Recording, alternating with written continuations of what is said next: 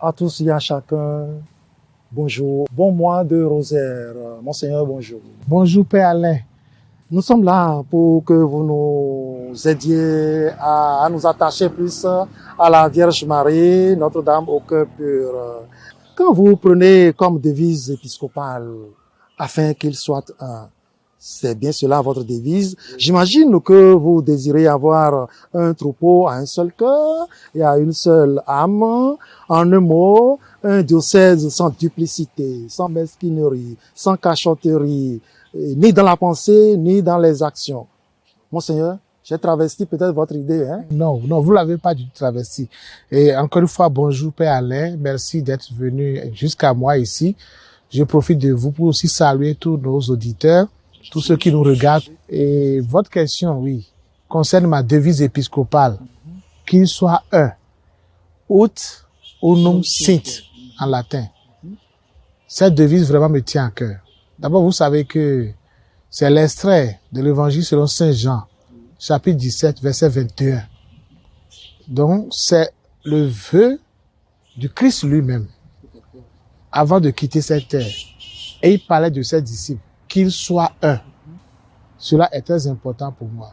Effectivement, nous les chrétiens, nous consacrés, évêques, prêtres, religieux, religieuses et laïcs, nous avons besoin de ce témoignage d'unité devant le monde.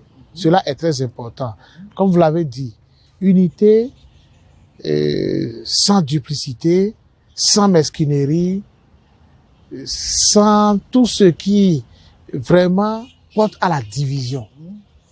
Et pourrait même freiner l'évolution du diocèse. Nous en avons besoin.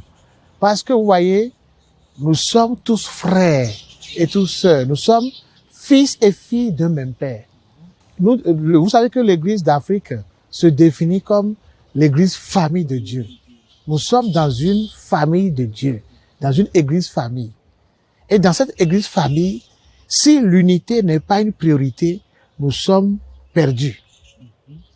Alors, nous sommes unis, unité qui n'est pas uniformité. On peut avoir des différences, mais qui sont des enrichissements complémentaires. Ce que moi je n'ai pas, je le trouve chez l'autre. Et ce sur quoi j'insiste, vous avez très bien fait d'employer le mot duplicité qu'on doit exclure. Il faut que nous soyons unis de cœur et unis d'âme. Quand tu me dis quelque chose, j'y crois. Je ne sais pas de l'hypocrisie. Ce n'est pas que tu as de la haine contre moi dans ton cœur tout en me souriant. Ce n'est pas que tu me souris maintenant et quand tu tournes le dos, tu commences à me divulguer, à me détracter, tu cherches à me nuire. Nous sommes unis. Ça fait que je te fais confiance, tu me fais confiance. Je viens chez toi, Alain. Tu me sers de l'eau, je bois. Je n'ai pas peur que mon frère, Père Alain, va m'empoisonner. Or, quand la division s'installe, c'est vraiment une sorte de collaboration avec le diable. Parce que lui, il est le diviseur. Il est heureux quand nous sommes dans la division, quand nous sommes dans les conflits, quand nous sommes dans les méfiances, quand on se torpille, quand on s'en veut. Mais Dieu nous a créés pour aimer, pour être aimés. C'est la logique même, vous voyez. Et pour être dans cet amour de Dieu, on ne peut qu'être unis. Mais naturellement, même Père Alain, lorsque nous nous aimons, nous nous faisons mutuellement confiance. Quand, c'est-à-dire, je te veux du bien, tu me veux du bien. Même lorsque tu n'es pas là, mes pensées vers toi sont des pensées positives, de bonnes pensées. Alors que, si je t'en veux, même quand tu n'es pas là, quand mes pensées se portent vers toi, ça commence à susciter à moi de la colère. J'ai dit, voilà, ce monsieur-là, il est quelque part maintenant. Il va revenir maintenant, il va encore commencer à m'en vouloir. Si je peux chercher à l'éliminer, vous voyez, non. Et ça me pollue l'âme. Alors, l'amour, l'unité, comme objectif de vie chrétienne, c'est capital. C'est une façon de fuir l'impureté. C'est une façon de fuir l'impureté, bien sûr, parce que la candeur infantile, quand je parle de l'impureté, je parle de candeur infantile. Alors, dans la candeur infantile, c'est l'unité qui s'installe, l'amour qui s'impose. Ce n'est plus des délations, on s'en veut, on est jaloux, on est dans la haine, non. Or, nous, chrétiens, nous avons un témoignage à offrir. Alors, quand les non-chrétiens, parfois, sont témoins, malheureusement, de nos divisions, de nos règles, parce que, malheureusement, quand la division arrive, moi, j'ai l'impression que on ne fait plus de différence entre chrétiens et païens. Et Jésus, quand il parlait à ses contemporains, il dit, les païens n'en font-ils pas autant? Pour dire, mais, parfois, la division nous rabaisse même au-dessous du niveau des non-croyants. Et quand on est divisé... À la limite, c'est du scandale. C'est du scandale, Père Alain, c'est vraiment du scandale. Donc, nous nous comportons vraiment... On ne réfléchit plus. L'amour fuit le cœur. L'unité fuit l'âme.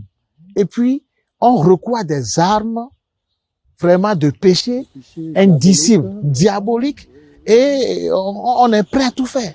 Donc, alors que grâce à l'amour, grâce à l'unité, à l'exigence de l'unité, et le Christ a prié pour cela, nous nous installons dans la grâce. Et je dis, la Vierge toute pure ne peut que nous aider à cela. Là, justement, Monseigneur, la Vierge Marie que vous aimez tant, Notre-Dame de l'Espérance, C'est ça, oui. Que peut-elle apporter à cette pensée, cette devise qui vous caractérise, afin qu'il soit un? Qu'attendez-vous de la Vierge Marie? Et puis, ce mois de rosaire, que pouvons-nous... D'abord, merci beaucoup, Père Alain. Et tout ce que nous demandons à Dieu, quand nous recourons à l'intercession de la Vierge, nous pouvons l'obtenir.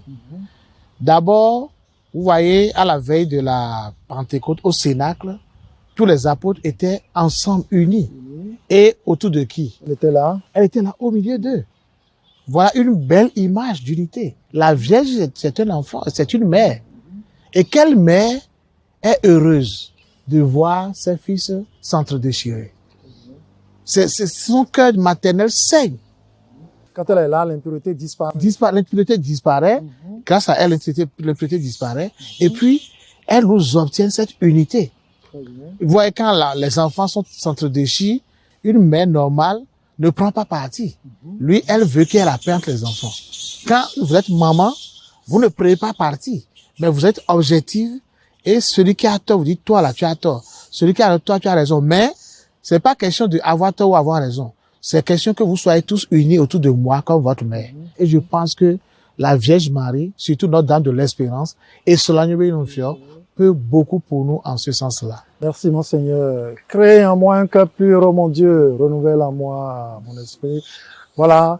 Dieu ne peut rien faire avec un cœur impur. Il faut que le cœur impur disparaisse pour que le cœur pur s'installe. C'est le mois du rosaire. Prions le rosaire et ensemble, nous serons unis autour de la Vierge Marie.